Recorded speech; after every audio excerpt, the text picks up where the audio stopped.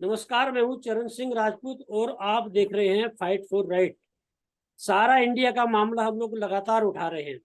आंदोलन का मामला हो, भुगतान का मामला हो, धोखाधड़ी का मामला हो या फिर कोर्ट का मामला हो, इन सारे मुद्दों को लेकर हम लोग लगातार रूबरू हो रहे हैं अपने दर्शकों से। तो आज जो सहारा का मामला, जो आंदोलन है, जो सहारा के केस चल रहे हैं, जो लीगल रूप से जो है जिसके मास्टरमाइंड है बीके श्रीवास्तव, वो हमसे जुड़े हैं। बीके श्रीवास्तव जी, आपका बहुत बहुत स्वागत है इस कार्यक्रम में। धन्यवाद चरणजीत जी। पहले तो मेरे को मास्टरमाइंड बता के थोड़ा सा ज्यादा पॉपुलैरिटी मत कीजिए। हाँ, हम लोग ये है कि अपने अपने अधिवक्ता अपने एडवाइजर से सलाह लेके काम करते हैं। ऐसा नहीं है कि मैं मास्टरमाइंड हूँ, मैं ज्यादा कुछ जानता हूँ। बस ये है कि पढ़ना जानता हूँ, मैं थोड़ा पढ़ लेता हूँ। जी आपका मेरा धन्यवाद। कम से कम आप हमारी मुद्दा को हमेशा उठ रहे। मेरा पहला ही प्रश्न है कि आज जो झारखंड धनबाद से एक मामला सामने आया है, धनबाद कोर्ट ने समन जारी की है। सारा की जो मुखिया है सुब्रत राय, उनकी पत्नी स्वप्ना राय, ओम प्रकाश श्रीवास्तव, बीके श्रीवास्तव भी है कोई उनमें। थोड़ा ये भी बताना कि आप तो नहीं है उसमें। तो ये सारा जो मामला है धनबाद का, क्या है मामला, थोड़ा बताइए दर्शकों को हमारे। धनबाद में एक नागेंद्र कुशवाहा जी का एनजीओ है, जिसके अध्यक्ष हैं जनार्दन मिश्रा। तो जनार्दन मिश्रा ने अपने निवेशकों का लेके और कई लोगों का लेके 123 लोगों का लेके 135 करोड़ का मामला वहां पे सिविल सूट दायर किया है, जिसमें सहारा क्यू सब से लेके सहारा इंडिया से लेके और सहारा क्रेडिट कोऑपरेटिव से 5 कंपनियां,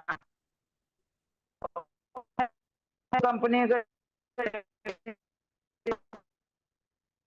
उन लोगों के नाम पे उन्होंने समन जारी करवाया है, जिसमें मैं देख रहा था कि सुब्रत राय सहारा, स्वप्ना राय की उसके लिए है, OP Srivastava, DK Srivastava, Neeraj Kumar Pal, BK Srivastava, यहाँ वहाँ के जोनल चीफ हैं, जो पद पे रहे हैं। 135 करोड़ जब जमा लिए, जमा लेने के बाद उस पैसे को यूटिलाइज किए, चाहे किसी रूप में किए, अपने अधिकार तक उन्होंने इस्तेमाल किया। उसके बाद जब देने की बारी आई तो टाल मटोल करने लगे। तो उसके बाद उन्होंने न्यायालय में गए हैं जनार्दन मिश्रा, ठीक है, और उसी पे कोर्ट ने सबको समन जारी करके, समन जारी का मतलब ये होता है कि कोर्ट दूसरे पक्ष से भी जानकारी चाहता है कि आप इस मैटर पर क्या कहना चाहते हैं, जो इन्होंने एलिगेशन लगाया है। तो क्या लग रहा है आपको कि धनबाद कोर्ट में सुब्रत राय, उनकी पत्नी स्वप्ना राय जाएंगे या वकील जाएंगे, क्या लग रहा है नहीं आपको?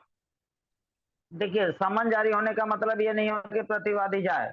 समन जारी होने का मतलब होता है कि आप स्वयं आके बताएं या आप किसी अधिवक्ता के माध्यम से अपनी बात को रखें। और बीके श्रीवास्तव जी, ये देखा जा रहा है कि मामले भी दर्ज हो रहे हैं, कोर्ट का भी मामला है, आंदोलन भी चल रहा है, लेकिन सारा निवेशकों का भुगतान नहीं हो पा रहा है। क्या कारण है, थोड़ा बताइए दर्शकों को हमारे।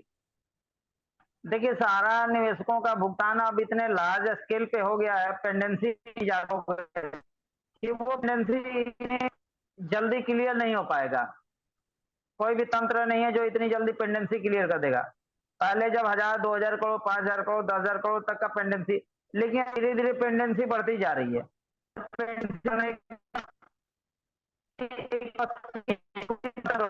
उस पक्ष की नहीं है जो कि इमीडिएट उसको सॉर्ट आउट कर सके। अब इसका सॉर्ट आउट का रास्ता एक ही है कि ये प्रोसेस के जरिए होगा, जो धीरे धीरे करके होगा, चाहे कोर्ट कराए या आपका प्रशासन कराए। लेकिन जब तक हमारी केंद्र सरकार इस पे पूरी तरीके से अपनी सहभागिता नहीं निभाएगी भुगतान दिलाने में, हाँ, 2-4-10 हजार रुपए का भुगतान हो जाता है, 2-4-10 लाख का भुगतान हो जाता है। लेकिन जब केंद्र का भुगतान नहीं आएगा भुगतान दिलाने के लिए, तब तक अब किसी का भुगतान नहीं हो पाएगा। श्रीवास्तव जी, इतने मामले दर्ज हो रहे हैं और लगभग 2 लाख करोड़ से ऊपर का भुगतान बताया जा रहा है, तो केंद्र सरकार भी प्रयास करेगी। तो ये इतने बड़े स्तर पर पैसा आएगा कहाँ से, थोड़ा ये बताइए। देखिए, इतने बड़े स्तर पर पैसा पहले ही मैं बता चुका हूं कि इतने बड़े स्तर पर पैसा एकाएक अब नहीं आ सकता। तरीका है कि जो धीरे धीरे प्रोसेस के माध्यम से ही भुगतान मिल पाएगा। जैसे अभी आपने देखा होगा कि माननीय सहकारिता मंत्री जी ने 10,000 रुपए का लॉलीपॉप दिया है, तो वो भी एक मतलब भुगतान का प्रोसेस नहीं है। वो कह लीजिए कि अपने चुनाव के लिए थोड़ा-सा अपने नाम के लिए वो सब किया जा रहा है। भुगतान का वो प्रोसेस नहीं है। भुगतान के प्रोसेस अगर वो थे, तो कम से कम छोटे निवेशकों का, चाहे वो 10,000 25,000 तक का ले लेते और उन्हीं लोगों का पैसा दे देते, तो कम हम बाकी लोग एक संतुष्ट होती कि चलो 10,000 वालों को मिल रहा, अब 25,000 मेरा है तो अगला नंबर मेरा आएगा। 50,000 है तो अगला नंबर मेरा आएगा। 1,00,000 है। यहाँ क्या है कि सबको बोल दिए कि भैया पोर्टल डिमांड के सब दिन रात कोई डे में काम नहीं चल रहा था, मतलब दिन भर काम नहीं चल रहा था, रात रात भर जग के लोग अपना पोर्टल पर डिमांड किए। उसके बाद फिर आपके साथ समस्या आ रही कि आपने मंगा तो लिया, लेकिन पता लगा जिस चीज को वेरिफिकेशन का क्राइटेरिया आपने रखा है, वो सोसाइटी उपलब्ध नहीं करा पा रही है या उसके पास नहीं है, तो बेशक ही हो रहे। अब आप उसको 30 दिन के बजाय 60 दिन, 90 दिन, 120 दिन, वो 300 दिन तक भी सकता है। मतलब पेमेंट का प्रोसेस नहीं है। ये हम कहें कि चुनाव के लिए उन्होंने अपने चुनाव के लिए, अपने अगुवाई के लिए ये चल रहा है और उसका काम चल रहा है। तो भुगतान मिलेगा कैसे श्रीवास्तव जी, थोड़ा ये इस पे प्रकाश डालिए। भुगतान मिलने के लिए मैं बात कर रहा हूँ कि जिस लोग अपने निवासियों की, अपने यहाँ के बारे में नहीं सोचेंगे, तब तक ये भुगतान अब एकाएक मिलना संभव नहीं है। अब संभव नहीं है, क्योंकि इसमें क्या है कि मैंने देखा है 20-25 साल से, तो मैं भी देख रहा हूँ, 20-25 साल से मैं देख रहा हूँ कि आज के में चाहे किसी भी क्षेत्र के प्रतिनिधि हैं, चाहे वो बॉलीवुड के हो, हॉलीवुड के हो, राजनीति से हो या एडमिनिस्ट्रेशन से रिलेटेड हो या मतलब प्रशासनिक मामले से रिलेटेड है, ऐसा कोई नहीं है जो सहारा के साथ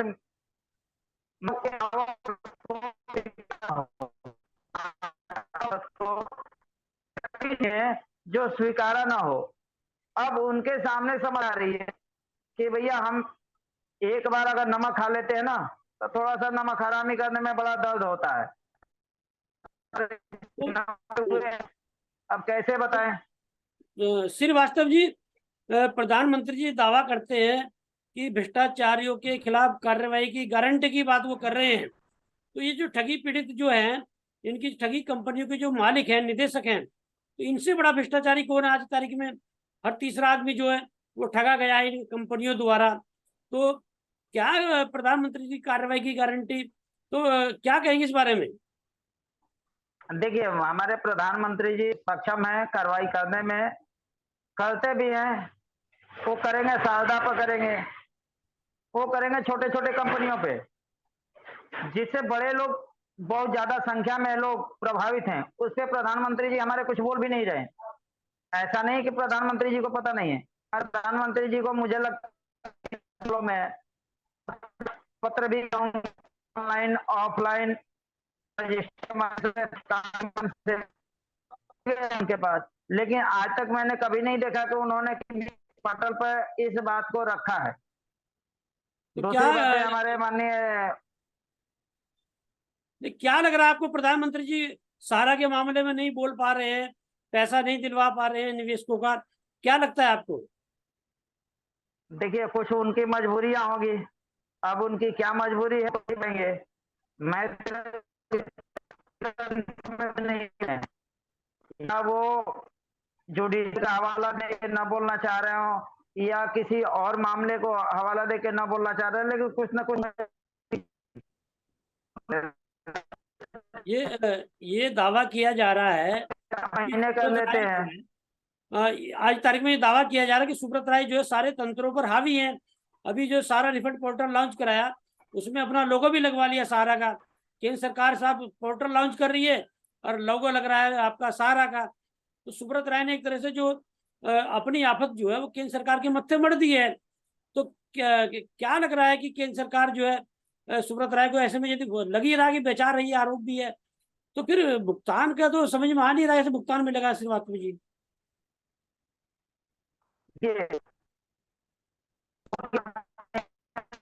सहारा ग्रुप में जो निवेशक है ना, इतने लार्ज स्केल में है, इतने है, और वॉल्यूम है इंटरेस्ट का, यानी जो उनकी जमा पूंजी है उसका वॉल्यूम भी इतना लार्ज स्केल में है ना कि सबके बस की नहीं है संभाल लेना कि कैसे संभाल। तो क्या है कि जो बताए अपने किसी तरह हमारे पद पर बने रहे, तब तक कोई ज्यादा बल ना हो, और हम तब तक फिर यहाँ से साइड।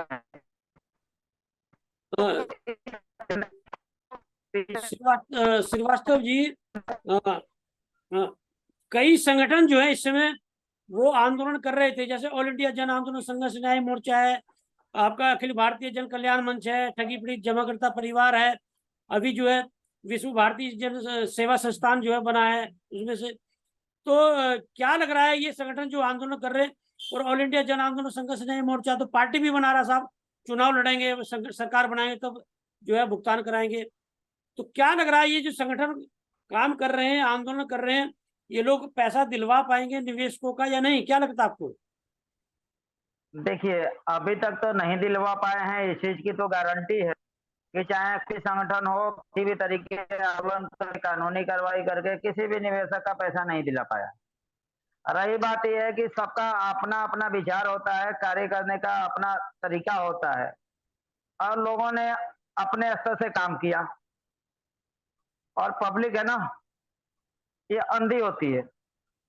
वो क्या है कि नहीं पता लगता है कि किसके साथ जाना चाहिए, किसके साथ नहीं जाना चाहिए। इसकी आवाज हो गई उसको, चाहे हर आदमी का अपना अधिकार है ना, कोई कानूनी कार्रवाई कर रहा, कोई अपनी आंदोलन के जरिए कर रहा, कोई इधर उधर भागा दौड़ी, कोई कमीशन दे के भी ले रहा होगा, कोई नेताजी का सोर्स लगा रहा होगा, किसी कोई अधिकारी का सोर्स लगा रहा होगा, कोई मतलब हर आदमी अपने अपने तरीके से अपना कोशिश कर रहा होगा। तो मैं ये नहीं कहूंगा कि नहीं, क्योंकि अभी तक मैंने जो देखा है, चाहे वो ठगी तो विश्व भारती, अभी जो विश्व भारती नया आई है, तो इनकी तैयारी ये चल रही कि नहीं हम सुप्रीम कोर्ट में लगाएंगे, और अच्छा पहल है, क्योंकि अब देखिए डिस्ट्रिक्ट कोर्ट में, हाई कोर्ट में लगाने की जरूरत नहीं है। जब सारा मामला सोसाइटी से लेके और रियल एस्टेट से लेके कि सबका पूरा मसला से ही निदान निकल जाए, तो अब ये चीजें नहीं है। लेकिन अभी तक मैंने देखा है कि चाहे वो ठगी पीड़ित जमा करता हो या जन आंदोलन हो, किसी ने भी 1 रुपए का भुगतान किसी भी जमाकर्ता का नहीं करा पाए, जबकि बड़ी बड़ी बातें सभी करते हैं। 6 महीना में बढ़ से, देखिए सरकार कानून तो बनाती है, लेकिन कानून बनाने के कानून चलाने का हद नहीं पाती है। जैसे एक फैक्ट्री लगाया जाता है ना, ढांचा तो तैयार कर दिया गया, बिजली का कनेक्शन नहीं दिया, पानी का निकास नहीं दिया गया, तो फैक्ट्री रन नहीं कर पाएगा।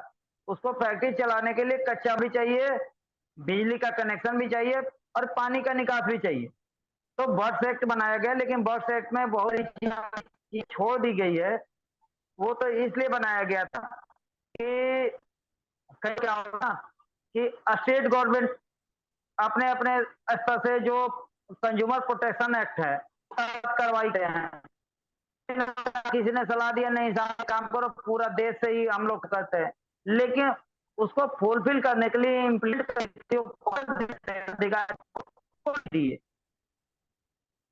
नाम नहीं लूंगा, एक अधिकारी बता रहे थे मैंने कंपनी पे इम्प्लीमेंट करने के लिए कार्रवाई करनी चाहिए, ऊपर से कोर्ट से नोटिस आ गया। तो सारे प्रावधान है कि उनको जबकि बनाया गया है कि 6 महीने में आप उनकी प्रॉपर्टी को कुर्क करके नीलामी करके और जमा करता के पेमेंट कीजिए। लेकिन अभी ये भी प्रावधान है ना कि अगर एडीएम साहब ने दिया ऑर्डर तो डीएम साहब रोक देंगे, डीएम साहब ने अगर दिया तो सीजीएम साहब ने रोक देंगे, सीजीएम साहब ने ऑर्डर दिया तो सीजीआई साहब रोक देंगे, सीजीआई साहब ने ऑर्डर दिया तो प्रेसिडेंट। मतलब ये प्रावधान बनाया गया है कि किसके पावर दिया गया और किसको रोकने का भी पावर दिया गया। के तहत कार्रवाई करने के लिए, लेकिन एडीएम के हाथ में कुछ नहीं दिया गया कि वो कार्रवाई करे, या तो उसे स्वतंत्र दिया जाए, कार्रवाई करके आप इसको निपटाइए। मतलब बिना दांत के कानून है ये वर्षा की, आप कहना चाहते हैं? जी, अभी तक तो बिना दांत के कानून है। जब तक एडीएम को पूरे तरीके से जवाब देंगे। एडीएम क्या करेगा? एडीएम एक अधिकारी होता है जो जैसे सीनियर अधिकारी का आदेश आता है उसको अपने आदेश को रोकना पड़ा है। डीएम भी एक प्रशासनिक अधिकारी है, जैसे ही उसके ऊपर कोर्ट का आदेश आए उसको रुकना पड़ा है। अगर कोई निचली अदालत कोई ऐसे देती है, यही हायर अदालत अगर आदेश दे देती है तो उसे रोकना पड़ता है। तो कहने का मतलब है कि आप इस जंजाल को पूरी खींचो अलग कीजिए, का स्वाद मिलेगा। यानी अगर निवेशकों का उनका जमा धन दिलाना है तो हर क्षेत्र में अलग अलग भाव दीजिए। पता लगा किसी प्रॉपर्टी को अटैच किया, जैसे ही नीचे कोर्ट और कोर्ट से एक स्टे ऑर्डर लेती है, एडीएम साहब वहीं हाथ, तो ये रास्ते बंद होने चाहिए। दिल्ली 30,000 कोर्ट में एक मामला भी सामने आया था करुणेश अवस्थी का। गीतांजलि जो वहाँ दिल्ली में पड़परगंज शाखा है, उसकी जो है वहाँ पर थी बेचारी निवेशक, और उन्होंने निवेश किया था। तो एक जमानत याचिका भी दायर की थी करुणेश अवस्थी ने, वो जो बीच में अभी रद्द कर दी गई है। तो क्या है मामला, थोड़ा बताइए दर्शकों को हमारे। देखिए क्या है, देखिए मैं दिल्ली क्षेत्र में ही सारा एज ए फील्ड वर्कर में किया, तो मैंने देखा 2017-18 से जब फर्जी साइन का चला कि किसी भी निवेशक का फर्जी साइन करके और आप या तो दूसरी कंपनी में इन्वेस्ट कर दीजिए, तो उस दौर में मुझे जी पसंद नहीं, तो उस दौर से बाहर निकल गया। तो उस दौर में गीतांजलि जैसे बहुत सारे निवेशक है जिनके फर्जी साइन करके या तो पैसा निकाल लिया गया है या तो उनके दूसरी कंपनी में निवेश कर दिया गया। जबकि अगर आप कंपनी से सोसाइटी, सोसाइटी से कंपनी, मतलब अगर दोनों का एक तो कम्युनिकेशन बताइए, रिलेशन बताइए कि दोनों का क्या रिलेशन है, तब तुम्हें जाए वो हमारा सोसाइटी से कोई लेना देना नहीं है, इधर ही कहते हैं जी हमारा इस कंपनी से लेना देना नहीं है। लेकिन जब आपका कंपनी और सोसाइटी से लेना देना नहीं है, फिर आपके ये अधिकारी जो है ये फर्जी साइन करके कंपनी से सोसाइटी, सोसाइटी से जो कंपनी करते हैं, इनका क्या देना। ऐसे बहुत मामले हैं, गीतांजलि का एक नहीं, ऐसे हमारे पास कम से 50 हमारे कि जिनका फर्जी साइन करके मैनेजर लोगों ने इधर किया। दोनों बॉन्ड मेरे ऑफिस में मौजूद है, कम से कम 250 बॉन्ड है। कभी गया ही नहीं, कुछ जमा करता है ना सोसाइटी के, लेकिन अगर उस सोसाइटी में देखेंगे तो उसके नाम पर 50 लाख रुपए 20,000 जमा है। तो ये फर्जी साइन का दौर चला 17-18 से, और वही फर्जी साइन का कोर्ट में था। तो श्रीवास्तव जी, आपने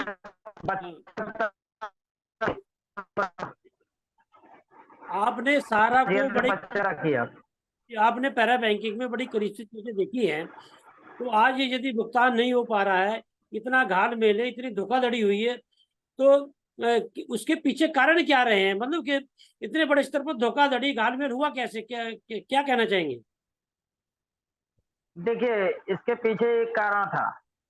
कारण ये था कि जब गाड़ी चलती थी ना, तो लोगों ने ये कभी देखा नहीं था कि ब्रेक ठीक है या मोबिल ऑयल है या नहीं है। चलाते जाओ, जब मोबिल ऑयल खत्म था तो इंजन तो बंद होना ही होना है।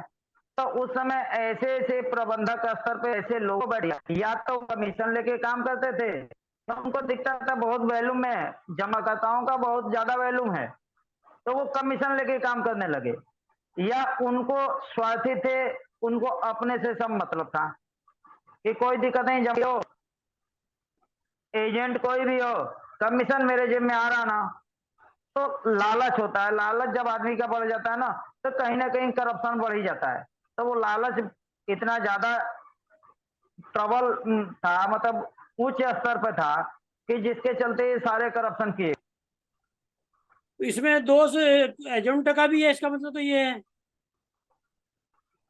इसमें बहुत सारे ऐसे भी एजेंट हैं और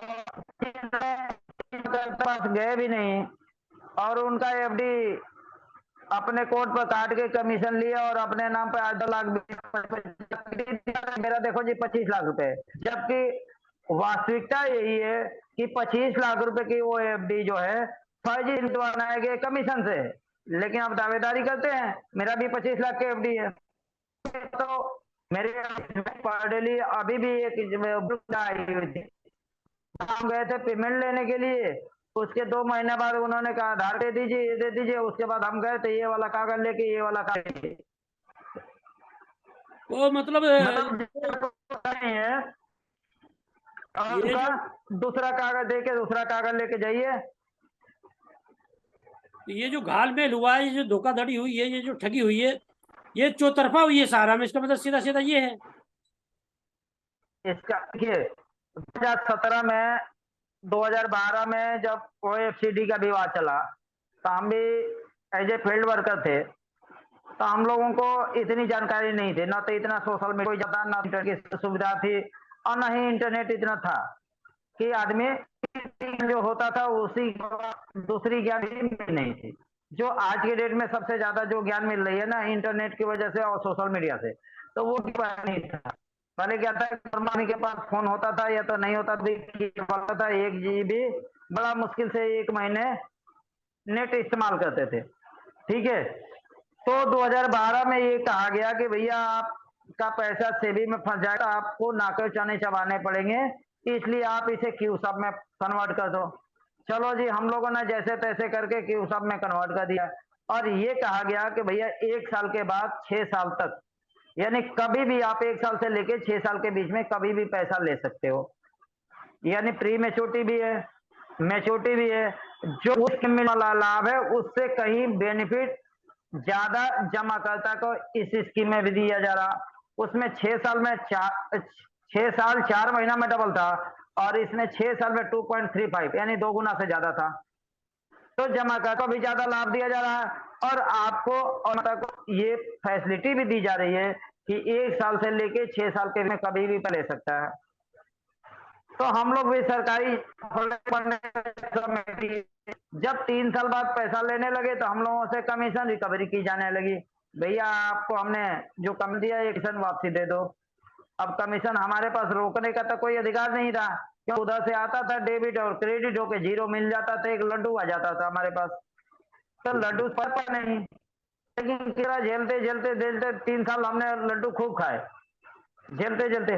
फिर 2017 आया तो कहने लगे भैया एक काम करो, ये क्यू सब का है ना, इसको सोसाइटी में कन्वर्ट करो, और जो जमाकर्ता नहीं मिल रहा तो उसका फर्जी करो। हमने कहा भाई फर्जी साइन हम क्यों करें, जमाकर्ता मिलेगा तो करेंगे, नहीं मिलेगा नहीं है तो नहीं जी, नहीं करोगे तो हमारा इंसेंटिव कैसे बनेगा।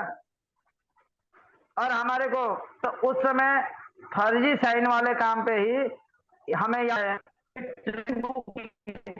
रांची सीधे मुंबई गई थी ट्रेन, सबको उसमें बैठा के एम्बे वैली घुमाया गया था।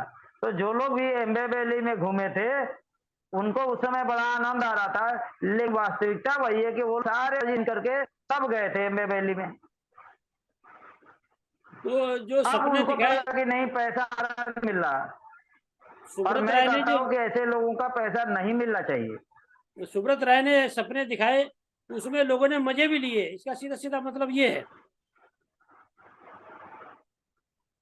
मजे तो अभी ने कई चीजें, अब देखिए जहां एक मेहनत करके किसी कस्टमर को कन्विंस करके उसके यहाँ 10 दिन जाके अगर 1 लाख रुपए की एफडी मिलती थी ना, 1 करोड़ की ऑफिस में बैठ के की दिन आके सबका, और अच्छा कौन श्रीवास्तव पूछ जी, रहा। श्रीवास्तव जी आपने बहुत करीब से चीजें देखी हैं, तो सुब्रत राय के व्यक्तिगत स्तर पर आप बताइए दर्शकों को हमारे कि सुब्रत राय व्यक्ति है किस तरह का। देखिए मैं मिला नहीं हूँ, पहली बात तो ये है, मिला हूँ एक बार, वो सामूहिकता रूप से हूँ तो उसको मिलना नहीं कहते हैं, क्योंकि ना हमारी पहचान आना उनकी पहचान थी लेकिन हमारी पहचान नहीं थी। यानी फेस टू फेस अगर हम आपसे मिलते हैं तो एक हम और आप दोनों एक दूसरे को जानते हैं कि ये है और ये, कि हम जो सामूहिक हैं तो हमारी आना हम प्रसन्न है। लेकिन हाँ, जो उनके इर्द गिर्द के लोग हैं जिस जगह जानी मिलती है कि सुब्रत राय व्यवहार कुशल आदमी है, उन्होंने किसी के साथ भी ऐसा कभी व्यवहार नहीं रखा कि नहीं जी जिससे किसी को एतराज हो, चाहे वो कि जैसा व्यवहार मैं रखूं, मेरा जूनियर भी वैसा ही व्यवहार रखे, लेकिन होता नहीं था ना। अब एक चाहे मेरा बेटा भी आईपीएस बने, लेकिन जरूरी नहीं है ना, क्योंकि उसके प्यार ने उसको बिगाड़ दिया और आईपीएस की जगह एक आपराधिक प्रवृत्ति का भी बन जाता है। आप ये कहना चाहते हैं है। कि आप ये कहना चाहते हैं कि सुब्रत राय तो बढ़िया आदमी था, लेकिन उनके बाद जिन लोगों ने संस्था को संभाला वो लोग गलत थे हर स्तर पे। और कई बार क्या होता है कि देखिए, गलती बच्चा करे, लेकिन गार्जियन की जिम्मेदारी तो होती है देखना, सुनना, समझना और संभालना। ये गार्जियन की जिम्मेदारी होती है। अगर वो गार्जियनशिप के पद पे थे तो सारा ब्लेम उनके ऊपर ही है, लेकिन बहुत सारे मामले अभी भी मैं जानता हूं उनका पहुंच जाता है और पहले ही मामले को जैसे तैसे करके, चाहे उसमें 10 रुपए की जगह 100 रुपए खर्चा हो, जैसे चलते रहो। लेकिन श्रीवास्तव जी, एक मेरी मेरी व्यक्तिगत बातें हुई हैं सुब्रत राय से तिहाड़ जेल में। वो लोग 2 घंटा हम लोगों का डिस्कशन हुआ था। लेकिन यदि आप मेरे विचार सुनेंगे तो इसमें कहीं से दो राय नहीं कि सुब्रत राय व्यवहार कुशल है। हम लोगों का भी जो है उठ के आए, वो अपनी सीट से स्वागत किया। लेकिन कुछ मामलों में जैसे उन्होंने मीडिया को लेकर बात करी, साहब मैं तो आप लोगों के लिए चला रहा हूँ।